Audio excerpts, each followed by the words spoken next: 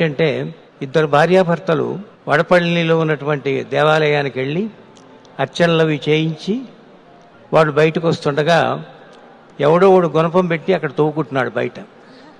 అదేం పెద్ద వింత కాదు. వాళ్ళు మళ్ళీ బయలుదేరారు.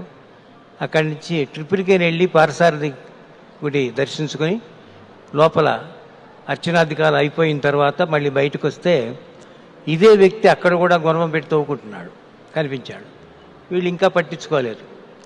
మైలాపూర్ వెళ్ళి కపాలీశ్వరుడు కోయిల దగ్గర అక్కడ మళ్ళీ దేవుణ్ణి చూసి మళ్ళీ బయటకు వస్తుండగా ఇదే వ్యక్తి అక్కడ కూడా కనిపించాడు తవ్వుకుంటూ. వీళ్ళు కొంచెం ఇంక్విజిటివ్గా ఉండి ఏమిటినైనా ఇంత అక్కడ చూశాను, ఆ గుడి దగ్గర చూశాను, ఈ గుడి దగ్గర చూశాను, ఈ గుడి దగ్గర కూడా తవ్వుకుంటున్నావు ఏమిటని అడిగాడు భార్యాభర్తల్లో భర్త.